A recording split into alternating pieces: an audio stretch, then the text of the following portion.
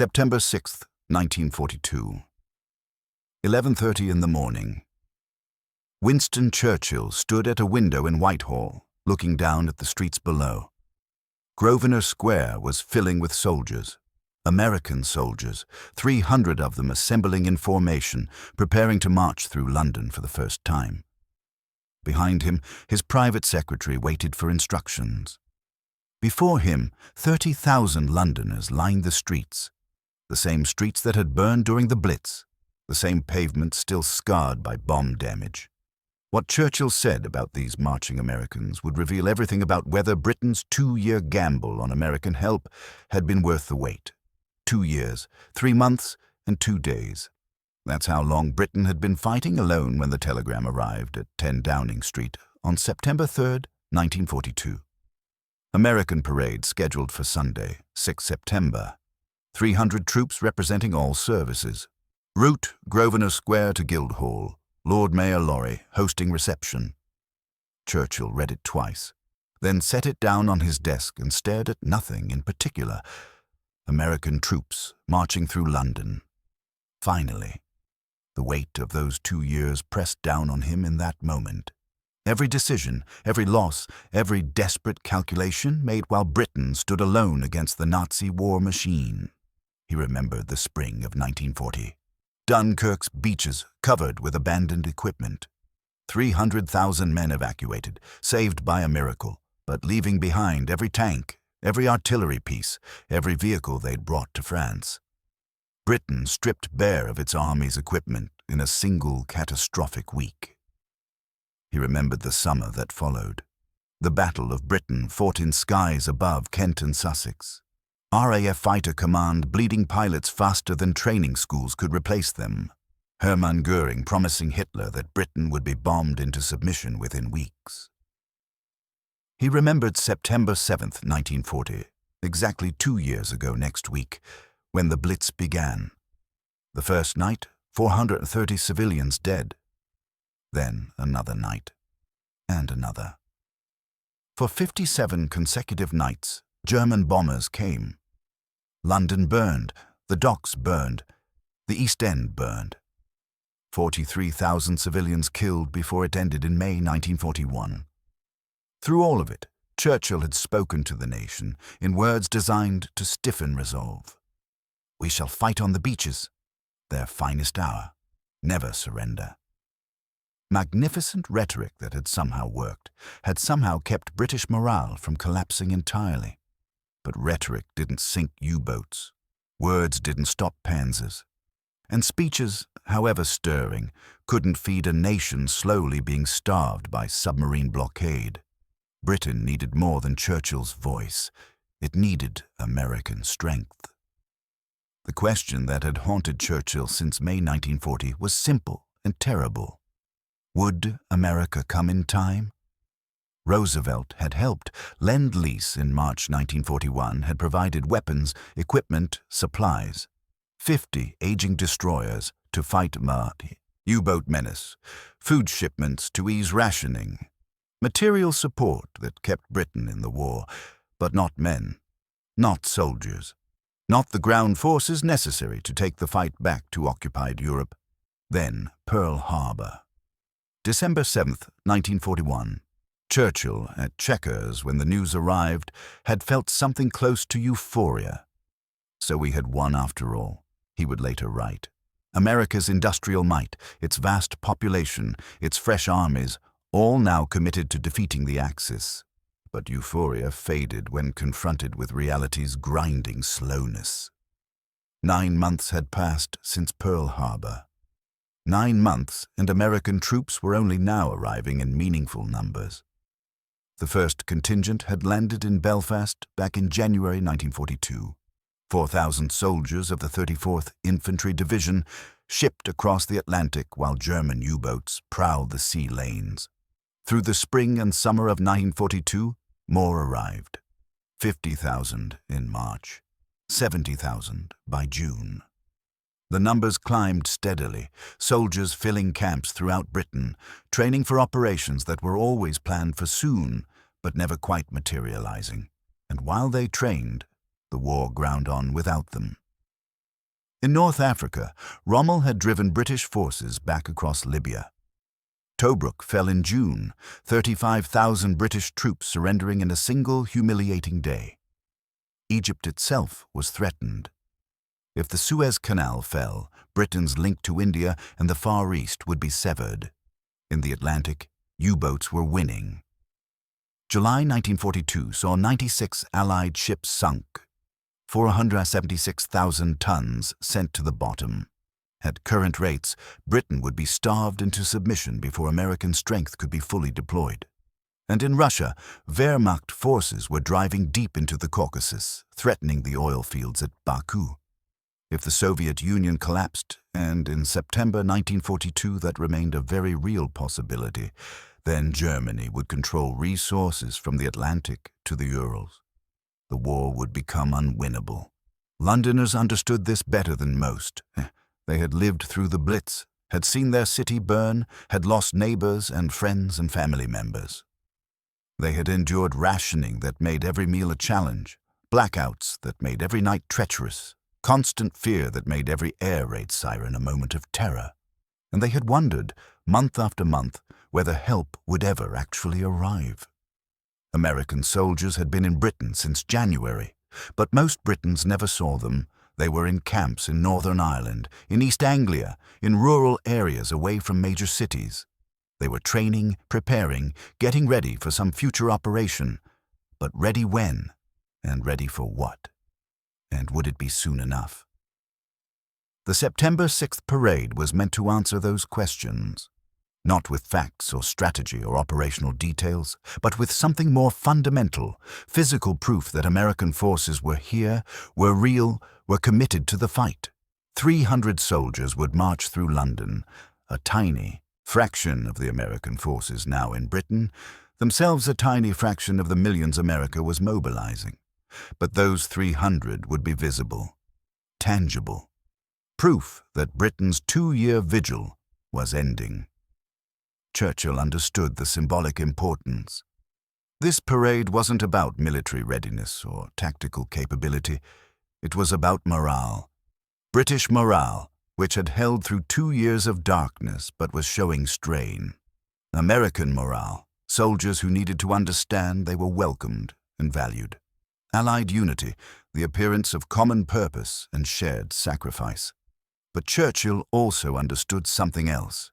These American soldiers marching through London would be judged. By him, by British military commanders, by the London crowds who had survived the Blitz and wondered if these fresh-faced Americans could really fight. Were they ready? Could they stand against Wehrmacht forces that had conquered Europe? Would they learn quickly enough, or would they die in droves before they figured out modern warfare? Churchill had spent months with these questions. He had visited American training camps, watched their exercises, assessed their preparations. He had formed opinions, made judgments, placed his bets. Now those bets would become visible. 300 American soldiers marching through London streets.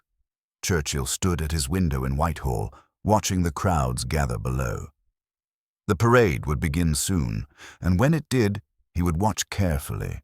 Not just the soldiers, but the crowd's reaction. Not just the marching, but what it meant. Because this moment, these Americans marching through London for the first time, would reveal whether the last 2 years of desperate hope had been justified or delusional. 11:30 a.m., Grosvenor Square. The American soldiers stood in formation, 300 men representing the tens of thousands now stationed throughout Britain. Air Corps men in their distinctive uniforms, infantry in olive drab, 20 Marines in dress blues bringing up the rear, engineers, every branch of service represented in this carefully selected contingent. Major General John C.H. Lee, Deputy Commander of U.S. forces in the European theater, walked slowly down the ranks, inspecting. Everything had to be perfect. Every uniform pressed, every brass button polished, every rifle cleaned and oiled. This wasn't just a parade. This was America's introduction to the British public. General Dwight Eisenhower, overall commander of American forces in Britain, was supposed to be here. But at the last minute, he'd sent his regrets. urgent matters of the greatest importance. Everyone understood. Eisenhower was planning Operation Torch, the invasion of North Africa scheduled for November. Every hour mattered, so the troops would march without their commanding general. But they would march. A crack infantry band from a Northern Ireland camp stood ready. The soldiers who'd been stationed there the longest, who'd endured months of rain and cold and homesickness, who'd been the first to arrive back in January. The crowd was building, 30,000 people, maybe more, lining the route from Grosvenor Square through the West End. They stood 10 deep in places, pressed against makeshift barriers, perched on steps, leaning from windows. Many held small American flags. Some had kept theirs since 1918, from the last time American soldiers came to fight in Europe. One elderly woman clutched a faded flag, its stripes barely visible, its stars nearly white. She'd waved it at the Victory Parade in 1919. Now, 23 years later, she was waving it again. The streets these soldiers would march through told their own story. Buildings still showed bomb damage, walls scarred by shrapnel, windows boarded up, entire blocks reduced to rubble and cleared away. The parade route had been chosen deliberately, not through pristine neighborhoods, but through the heart of the Blitz's destruction. These Americans would see what London had survived, what Britain had endured while America remained neutral. In Whitehall, Churchill had moved from his window to the street level. He stood with a small group of officials, not in any formal reviewing stand, but simply watching. He wore his standard dark suit, bow tie, Homburg hat. His trademark cigar was unlit, a concession to the formal occasion. Beside him stood Clement Attlee, Deputy Prime Minister and leader of the Labour Party. They had been political opponents for decades. Now they governed together in wartime coalition. Their differences hadn't disappeared, but they had been subordinated to the larger necessity of defeating Hitler. "They look eager," Attlee observed, watching the American formation through binoculars. "Eager to fight or eager to go home?" Churchill replied. "Both, probably." Churchill nodded. That was the question, wasn't it? These American soldiers had volunteered or been drafted, shipped across an ocean, stationed in a foreign country, waiting for orders that never quite came. How long could you keep men in that state of suspension before their effectiveness deteriorated? The parade had to begin soon, not just for symbolic reasons, but for practical ones. These troops needed to see combat, needed to be committed to active operations, needed to start learning what war actually demanded. 11:35 a.m. General Lee gave the signal. The band struck up a marching tune. The first rank of soldiers stepped forward. Left, right, the rhythm of boots on pavement creating a sound that echoed off buildings.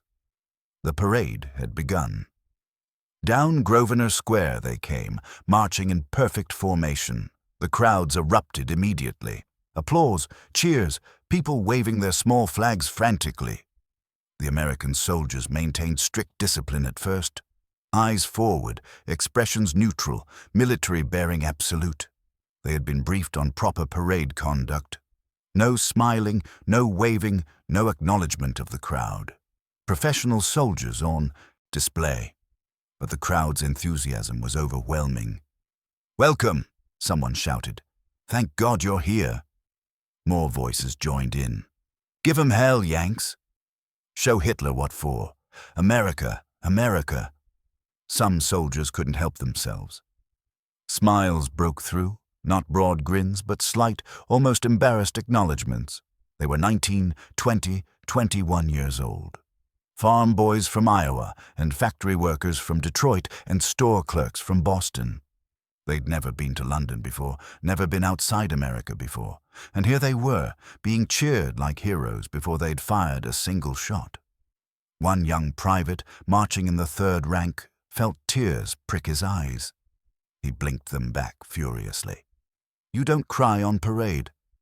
But the emotion was there, unexpected and powerful. These people had been bombed for 2 years. They had every reason to be bitter, resentful, shell-shocked. Instead, they were cheering, welcoming, grateful. The march continued through the West End. Past buildings the soldiers recognized from photographs and movies: Piccadilly, Leicester Square, Trafalgar Square. Except the reality was different from the images. Bomb damage everywhere. Streets cratered and repaired. Buildings missing walls, exposing rooms like doll houses. Piles of rubble where structures once stood. This was war. Real war. The kind most of these American soldiers had never seen except in newsreels. In the crowd, a woman named Margaret Hayes watched the parade from a spot near Piccadilly. She was 42 years old, a widow. Her husband had been killed at Dunkirk. Her son was serving in North Africa. Her daughter worked in a munitions factory in Birmingham. She had not been sure she wanted to come today. Part of her resented these Americans. Where were you in 1940? She had thought more than once. Where were you when London burned? When we stood alone?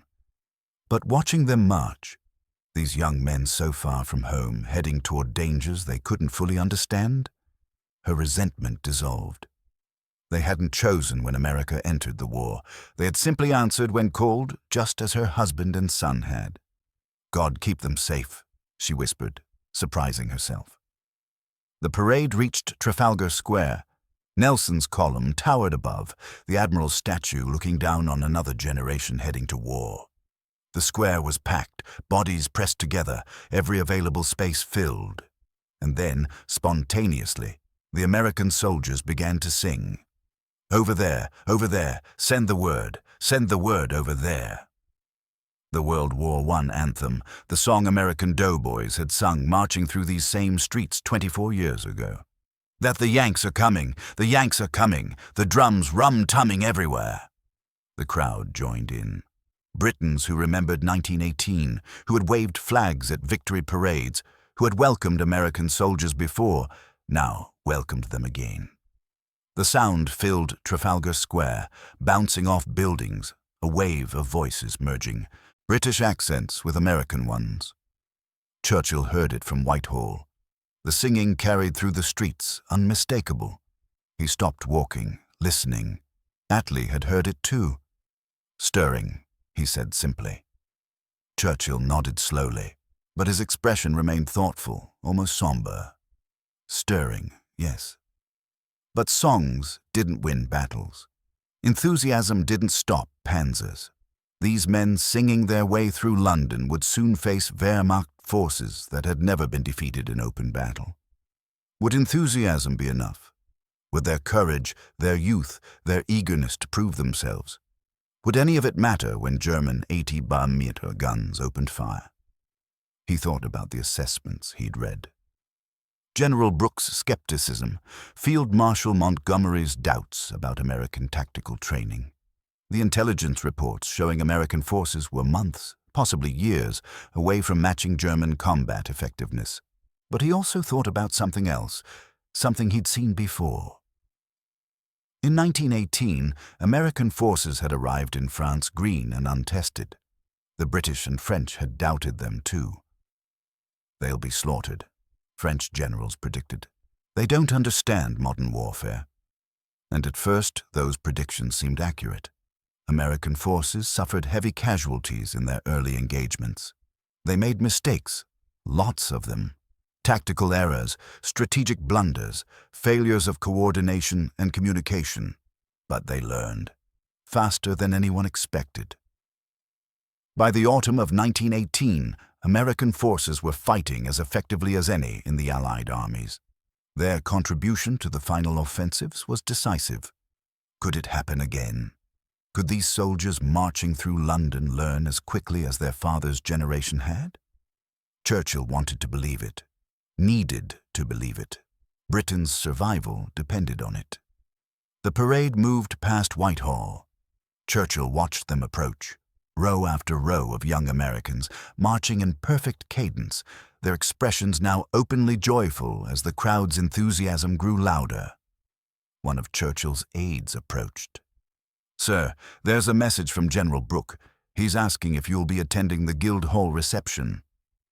Churchill didn't answer immediately. He was watching a particular soldier, couldn't have been older than 19, who had tears streaming down his face while he marched and sang. Not tears of sadness, but something else. Joy, relief, the weight of responsibility accepted.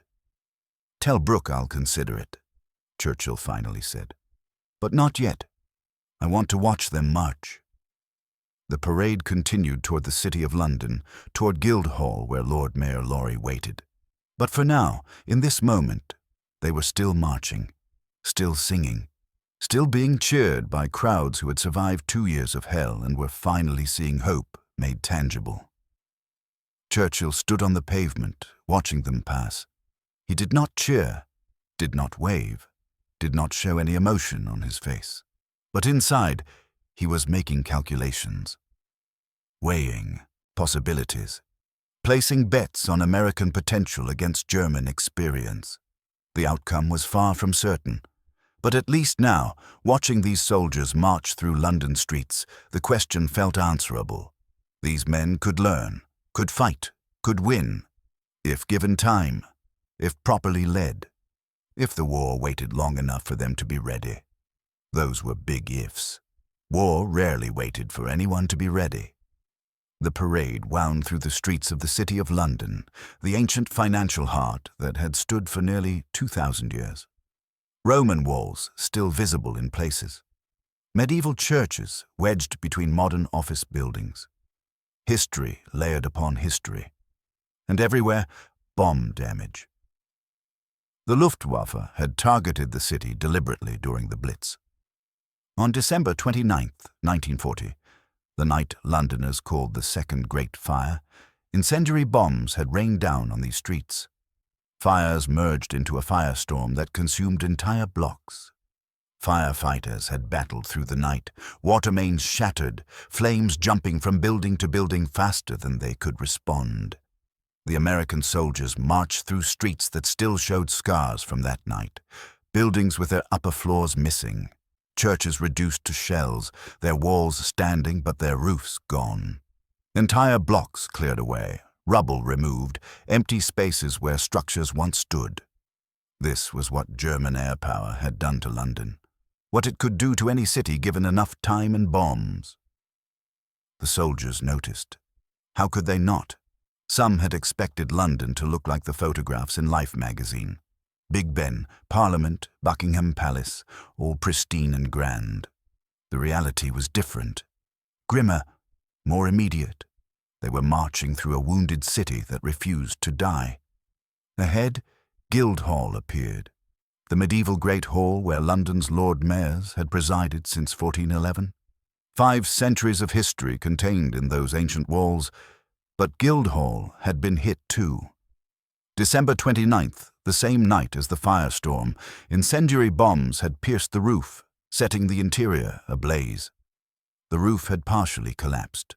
The Great Hall had been gutted by fire, yet it still stood.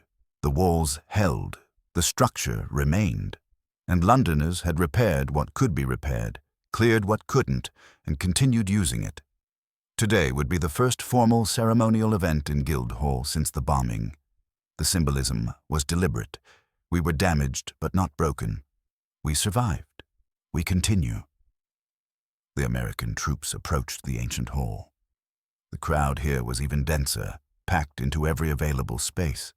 The Lord Mayor's official party stood waiting. Sir John Lorry, 62 years old, dressed in formal robes, chain of office around his neck. Lorry had been through hell. As Lord Mayor during 1942, he had overseen civil defense coordination, managed rationing distribution, dealt with housing crises as bombing destroyed thousands of homes, attended funeral after funeral for civilian casualties. The job aged men rapidly. Lorry looked older than his years, but today, for the first time in months, he was smiling. The parade halted. The band played a final flourish and fell silent. 300 American soldiers stood at attention before Guildhall, their formation perfect despite the long march. General Lee stepped forward to address them. His voice carried across the square, amplified by the stone buildings surrounding them. Men, you have just marched through the heart of London. You have seen what this city has endured. You have seen what the British people have survived. I want you to remember this moment. Remember these streets. Remember these faces in the crowd. He paused, looking along the ranks of soldiers. General Eisenhower could not be here today, but if he were, he would tell you this.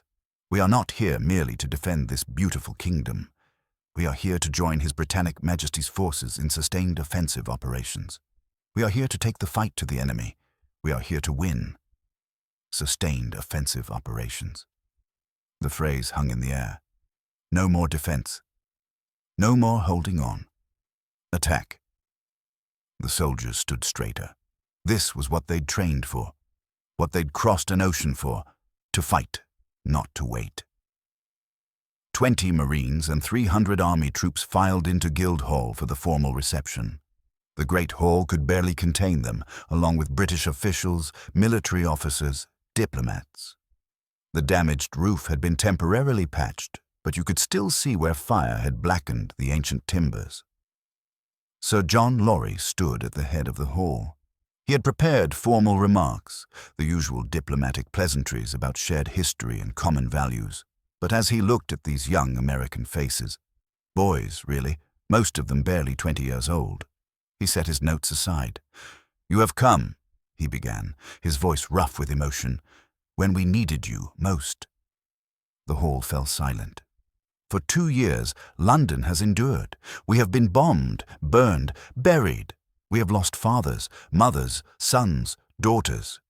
We have wondered if help would ever arrive, if anyone cared that we were fighting alone, if we would survive. He gestured toward the fire-damaged roof above.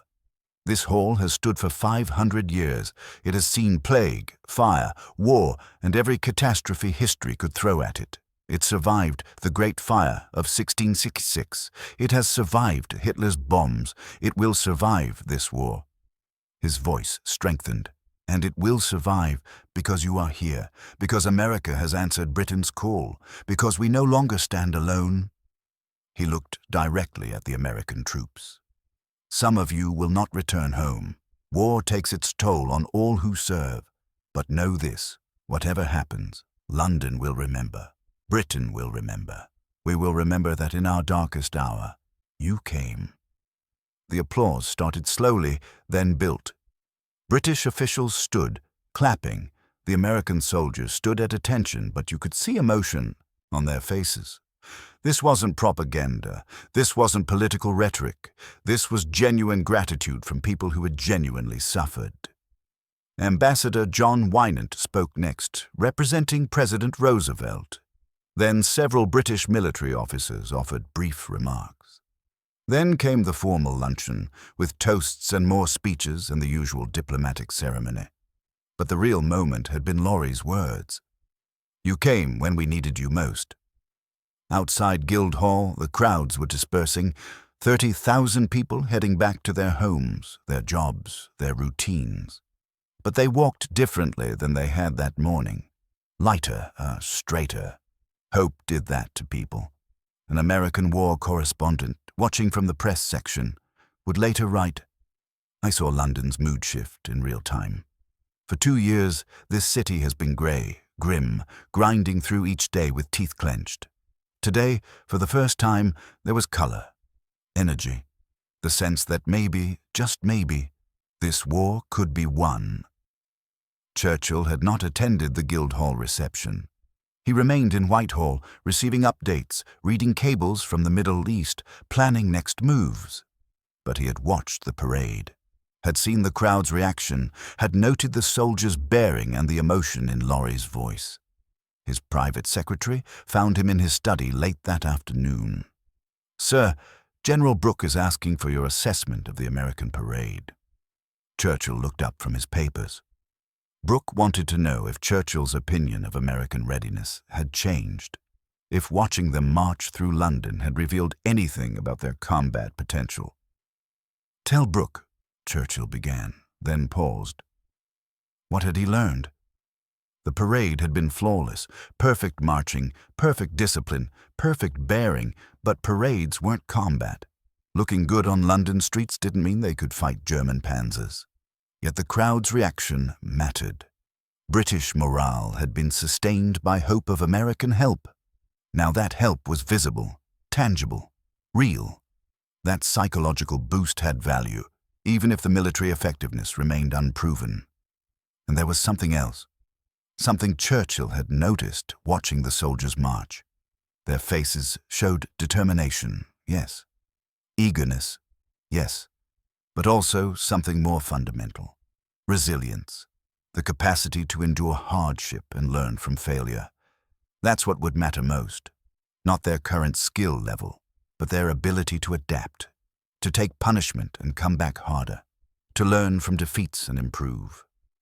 The British Army had learned that way, through disaster in Norway, France, Greece, through the desert campaigns brutal back and forth, through years of being outfought and outmaneuvered by the Wehrmacht. Could the Americans learn the same way? And more importantly, could they learn fast enough? Churchill thought back to June, to Fort Jackson in South Carolina. He had visited American training camps, watched their exercises, formed his initial assessment.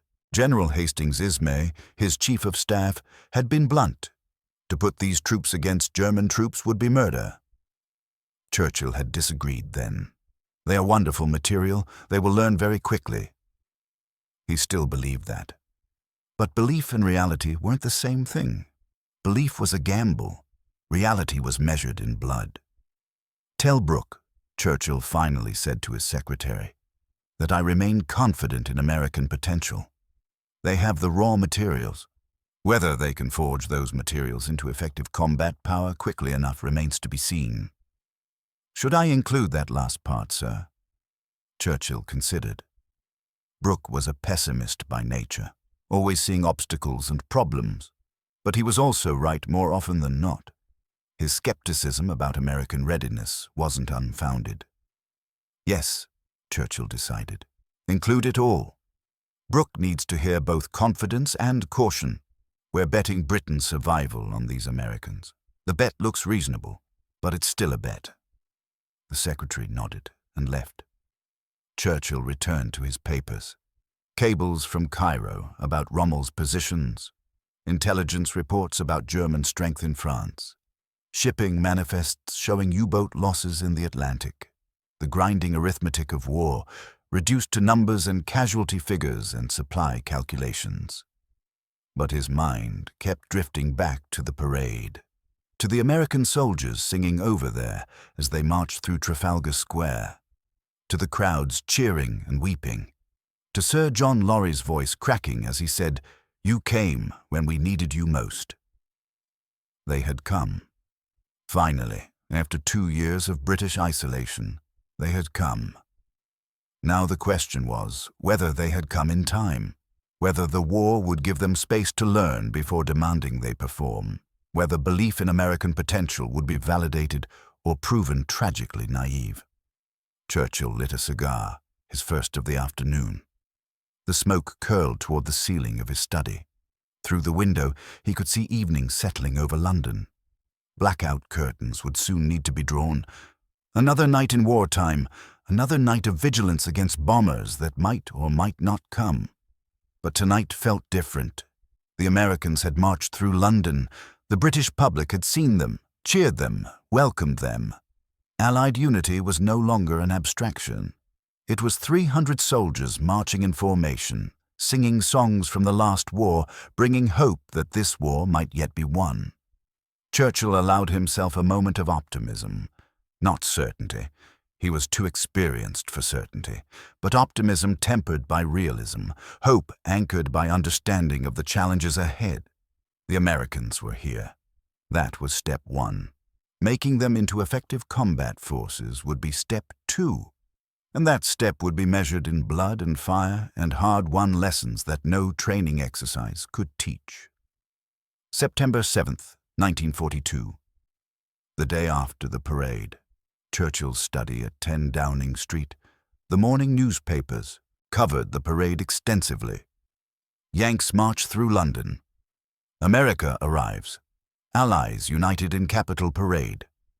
The photographs showed smiling American soldiers, cheering crowds, flags waving. One image captured a moment in Trafalgar Square, an American private with tears on his face while singing, surrounded by Londoners who were also crying and singing. The emotion was raw, undeniable. Churchill read the coverage carefully. The public reaction had exceeded expectations.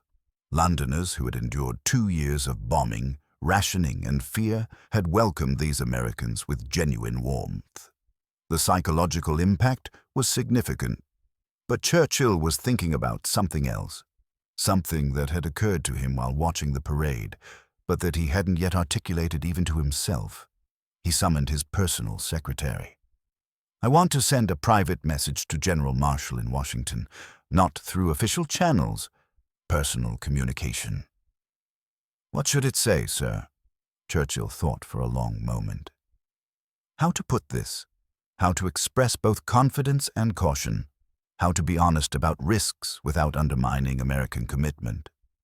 He began dictating. "Dear General Marshall, yesterday London witnessed American troops marching through its streets for the first time since the Great War. The parade was a complete success. British public morale has received a significant boost from the visible proof of American commitment." He paused. That was the diplomatic part. Now for the honest part. "However, I must be frank with you about what this parade revealed and what it did not reveal. Your soldiers marched with excellent discipline and bearing. They represented America well. The British people embraced them warmly." Another pause. How to phrase this delicately? But marching and fighting are different endeavors. I have seen combat, as have you. We both know that parade ground precision does not guarantee battlefield effectiveness. The Germans your men will soon face are the most formidable opponents any army has encountered in modern warfare.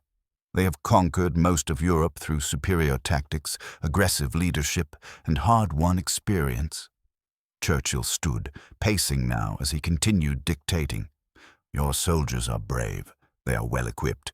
They are eager to prove themselves, but they are untested. And the first test will be brutal. I say this not to discourage, but to prepare.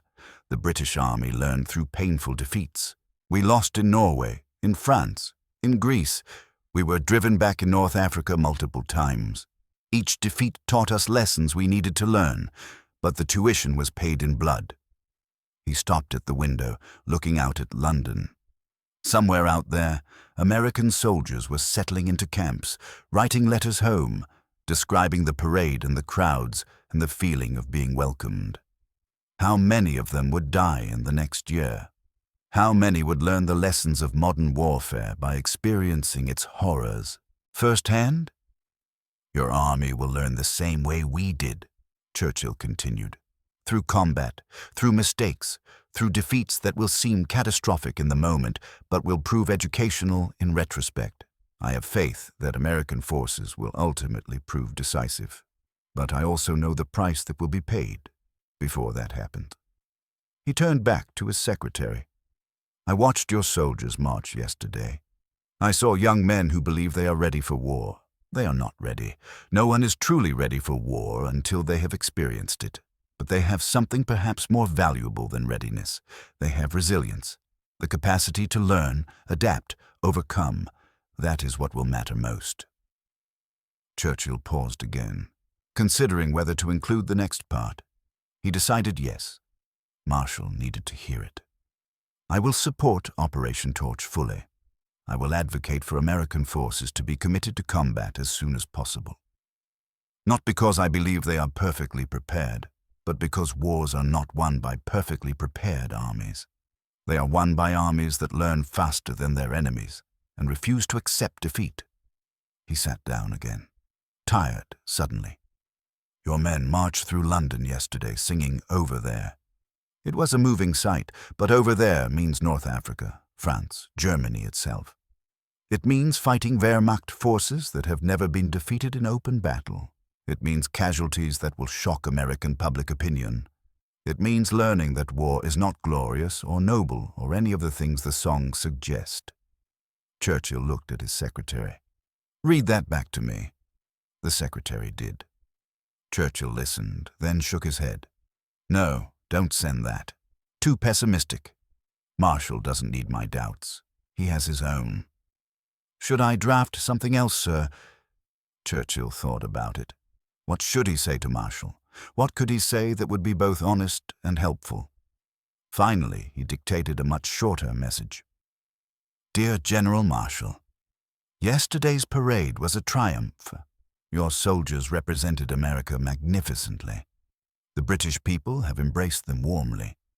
I remain confident that American forces will prove decisive in this war. The road ahead will be challenging, but I believe your men have the quality necessary to overcome those challenges. Warmest regards, Winston S. Churchill." The secretary wrote it down. "Should I send this one, sir?" "Yes, send it."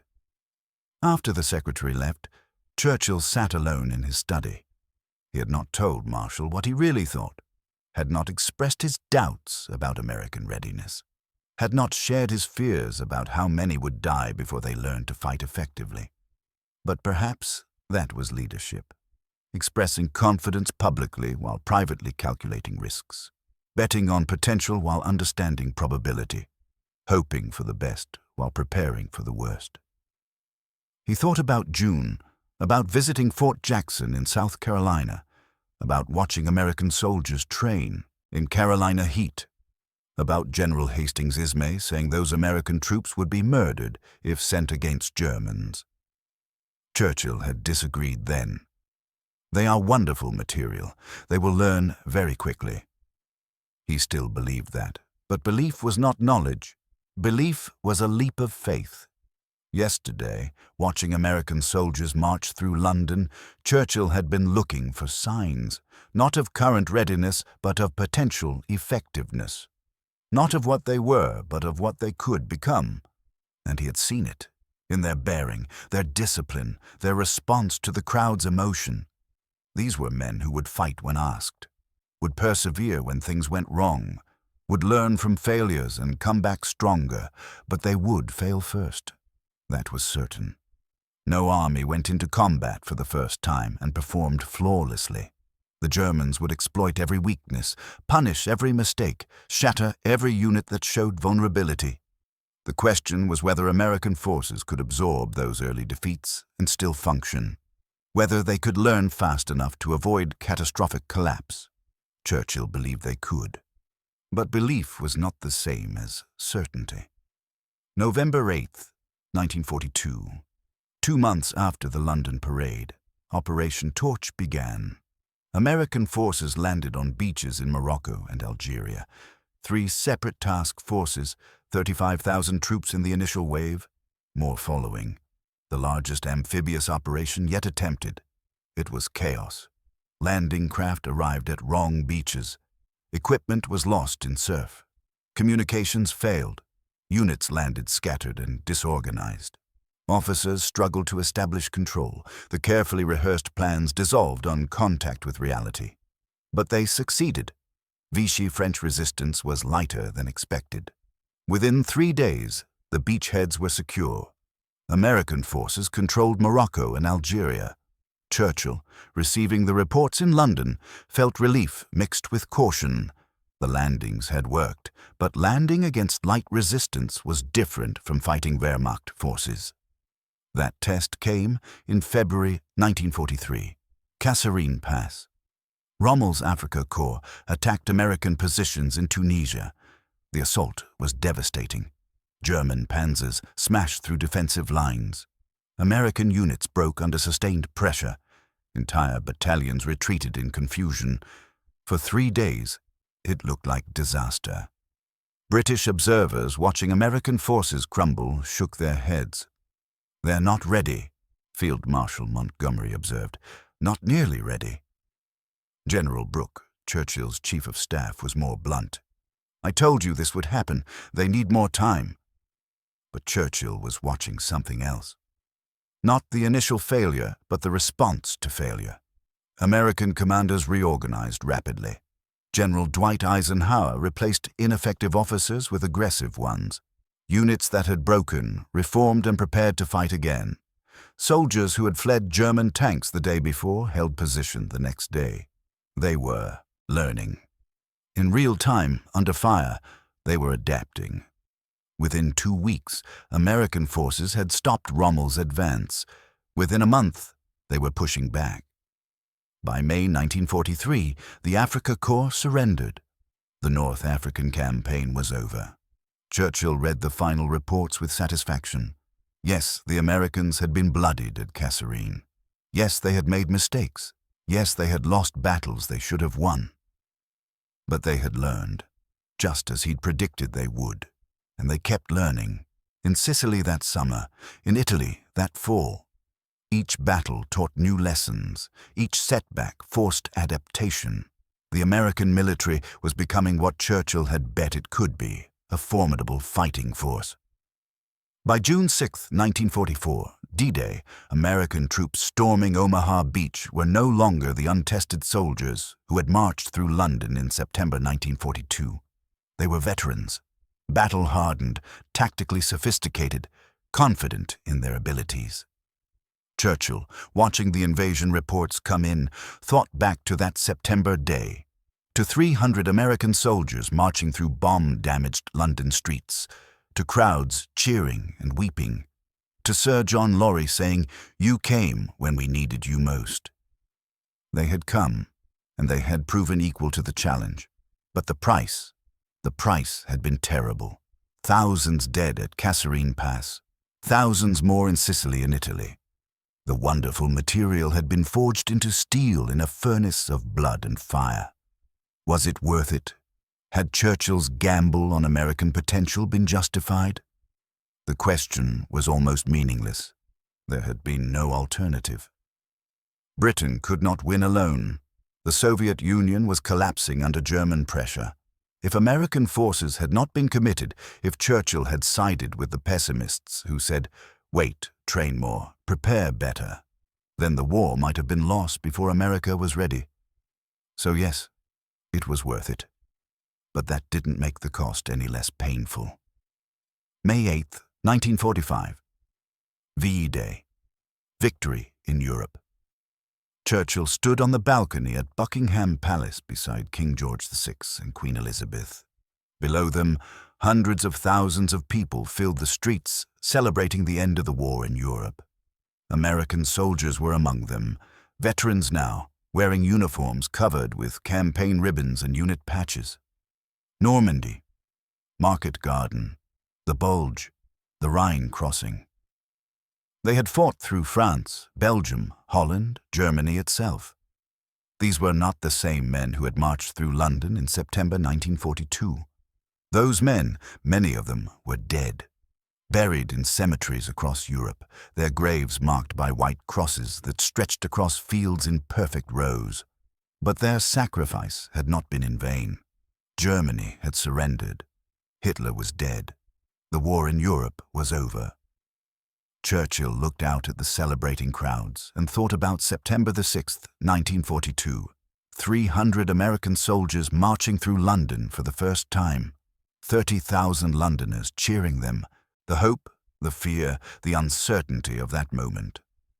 What had he said about those soldiers? Not publicly. He had made no formal remarks at the parade, had not attended the Guildhall reception, had watched from a distance and kept his assessments private. But privately, in conversations with Marshall and Eisenhower and Roosevelt, in cables to his military commanders, in notes to himself, he had said many things. He had expressed confidence. Wonderful material. They will learn very quickly. He had acknowledged risks. The first battles will be difficult. They will learn at a cost. He had bet Britain's survival on American potential, and the bet had paid off. But at what price? Hundreds of thousands of American casualties, tens of thousands dead, the wonderful material forged into steel through years of brutal combat. Standing on that balcony on VE Day, Churchill understood something that he hadn't fully grasped in September 1942. War doesn't care about potential. It only cares about performance. And performance comes through pain. Those American soldiers marching through London in 1942 had been eager, brave, determined. But they hadn't been soldiers yet. Not really. They had been boys playing at war, even if they didn't know it. The men celebrating VE Day in 1945 were soldiers. Real ones, hardened by combat, scarred by loss, matured by experiences that no training could simulate. What had Churchill said when he saw American troops marching through London for the first time? He had said the truth, even if he couldn't say it publicly. He had said, "I hope they're ready. I pray they'll learn fast enough. I believe they have what it takes, but belief is not certainty. We'll only know if this gamble pays off when the shooting starts." The shooting had started. At Kasserine Pass, where American forces learned what modern warfare meant. At Anzio, where they learned that determination alone wasn't enough. At Omaha Beach, where they learned that courage sometimes means walking forward when everything rational says to stop. They had learned, just as Churchill said they would. Quickly, at tremendous cost. But they had learned. An elderly woman in London asked in 1995 what she remembered about the day American troops marched through London, thought carefully before answering. "I remember relief," she said. "Not celebration, exactly.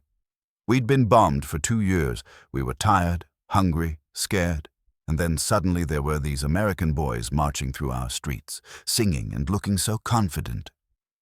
She paused, looking out her window at rebuilt London. "I didn't know if they could fight. Neither did they, I think. But they'd come.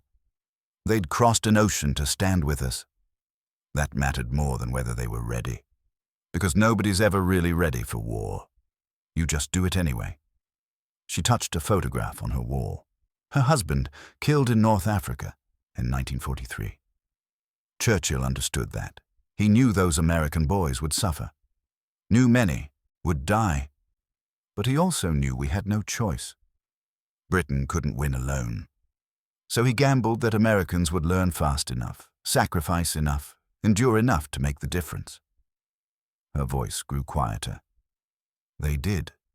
It cost them terribly. But they did.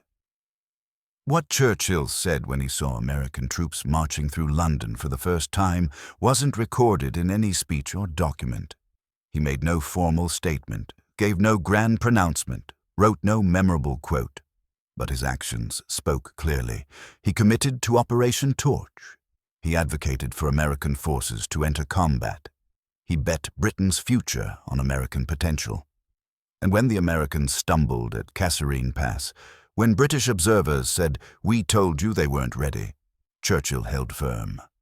"They'll learn," he insisted. "Give them time." He was right. They learned. And in learning, they helped win the war.